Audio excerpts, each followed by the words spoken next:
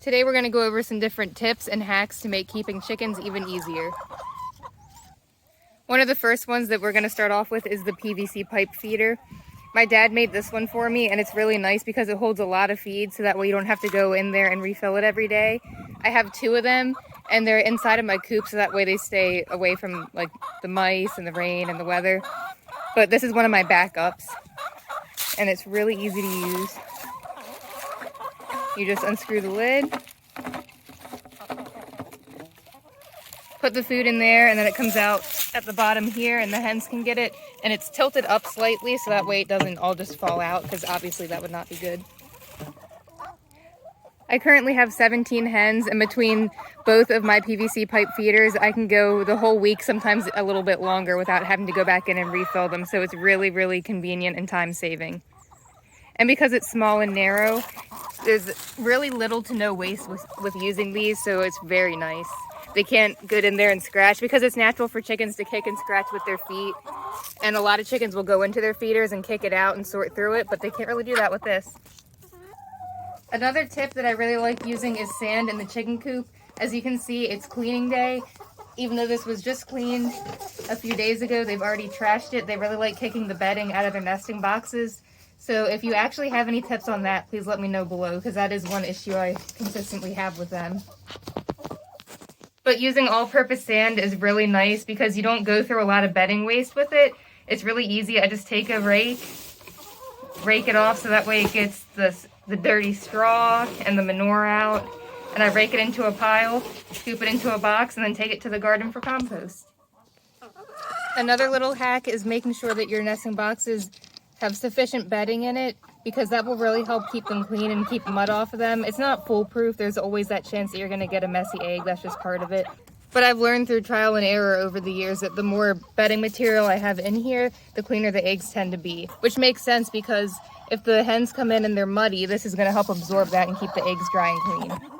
I also have stepping stones leading up to the coop to help get off some of that mud when they're walking towards it. Most of the time I have a lot of mulch down in the chicken run, and that really, really helps with the mud. It makes it look nicer in here. It looks so pretty with the mulch. But we're kind of on a slope, so a lot of it washed away and ended up down in this one corner. So I'm gonna have to get some more brought in and figure out how to keep it from running off. But I highly recommend plain undyed mulch in the chicken run. Another product that I love using for my chickens is diatomaceous earth. You can see they're all surrounding it. They're very curious. But it's really nice because it can be used for several different purposes. One, it can be used as a natural dewormer, so you just mix it in their food, and when they eat the food, that really fine powder that it's made up of will slice up any parasites or worms that are in them. And because it's natural, there's no withdrawal period for the eggs, so you can eat the eggs that same day it's used. I've also been told that if you put a little bit of this in their feed, it'll help it last longer and keep the feed from molding. I also use it in these little holes that they dig to take their dust baths in, and I also use it in their coop because if they roll around in this, it'll get on their feathers and on their skin, and it'll kill any mites or bugs that are trying to live on them. And using it in their coop consistently, just as a precautionary measure, has really helped because I've never had a mite issue with these guys. The one thing I do like to warn people about is that since it's such a fine powder and it's so dry, you really don't want to be breathing it in. So if you use it in their coop, please wear a mask or a respirator when you're cleaning it out. This one is a no-brainer. Keeping their feed and their treats in galvanized containers is the best way to keep pests and rodents out of their feed. It also keeps the feed fresh and helps it last longer. Supplementing your hens' diets with scratch, mine is actually homemade, really helps, especially in the wintertime, which, by the way, the reason it looks so bad in here now is because it's been such a weird winter.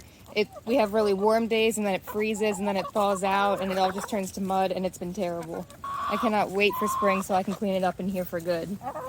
But anyways, this homemade scratch has really helped them through this strange, odd winter. They love it, and it's good for them. The black oil sunflower seeds and the safflower seeds are a great source of protein. They have natural oils in them that make them look really pretty and help them recover from molting. They're also rich in antioxidants. And there's also wheat, barley, and oats in it, which is really good for them too, along with mealworms and grubs and even some dried shrimp. The extra vitamins, minerals, antioxidants, and protein is really good. Sorry, Magnolia was spazzing there. But anyways, it's really good because it helps them recover from molting faster, because that can put a huge strain on their body. And it can help them keep up the energy, especially the whole pieces of corn in here. I forgot to mention that. That's a rich source of energy and carbohydrates, which is good for the cold nights. And although it's natural for them to take a break and not lay quite as many eggs in the wintertime, I have definitely noticed that keeping them on this homemade scratch, in addition with, having them supplied with their regular layer feed at all times, has really helped with egg production this winter. Not to mention they love it. Treats also really come in handy for people that free range their birds, because it's a good way to get them to come to you when called or when you're ready to put them away at night to keep them safe from predators. There are a ton of predators in my area, so the next tip is that I don't free range mine. If you're comfortable with that, go for it.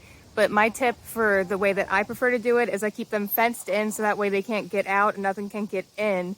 And I use deer netting over the top. I zip tie it across the whole enclosure so that way hawks can't get them either. And then at night they go inside their coop and they're locked up and there's no way that anything can get in there. I've also been keeping locks on their doors at night because there's been a ton of theft going on in this area, even though normally it's just a small, quiet, boring town. And believe it or not, a lot of people have been stealing chickens and eggs.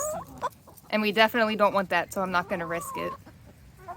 Once things dry up in the spring, when we're done with all this mud and this terrible, gross weather, I'm going to give you a coop tour with more information on this, so stay tuned because there's going to be a part 2. I know some people that struggle with the mud put down pine shavings or straw in their runs, and that helps soak it up and absorb it and give you some more traction. The reason I don't like using that is because the cleanup from that is a pain. And since I have issues with the mulch running away down there every time it rains really heavy, I know the same thing would happen with the straw and the shavings, but since they're lighter than mulch, it would happen way faster. But I know that those work really well for some people, so give it a try if you think it would work for your situation and setup. The next tip is cardboard boxes. I love these. You can get them for free in most cases, and it makes cleaning out your coop so much easier and so much faster. You probably saw in the background in the beginning of the video when I was scooping the sand out of the coop that I had some cardboard boxes under where my chickens roost at night. And the reason I use that is because when they go to the bathroom, it just lands right in the box. All I have to do is take out the box when they start to fill up, dump the manure in my garden because chicken manure makes a really, really good fertilizer and compost. And then I throw away the old gross box and put these new ones in. And using the cardboard box method has saved me time, it saved me money, and I don't need to use nearly as much sand for my bedding because I'm not wasting as much because the box is catching most of the waste and most of the manure. So I highly recommend these. Anytime you get these, if you come across them at work or if you get anything delivered, make sure you save those boxes and put them under the roost. They're a real time saver.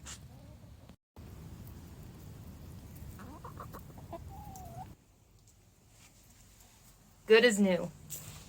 Another important tip is making sure that your birds have access to grit. You can give them grit in a couple different ways. You can mix it in their feed, you can mix it in their treats, or you can just toss it out every morning and they can find it on their own. Or you can put it in smaller feeders. You may have seen some of the small blue feeders inside of their coop. Birds swallow their food whole, so it's really important that they have that grit, especially if they're eating treats. Because when they swallow the grit, it's going to go into their crop and help grind up that food for them so they can digest it better. The all-purpose sand also works for that.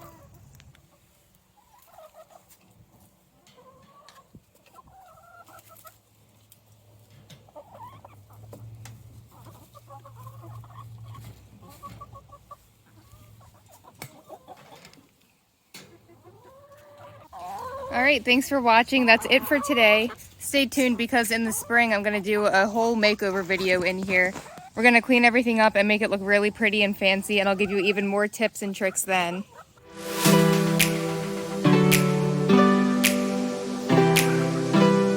We'll also have some baby chick videos coming out very soon.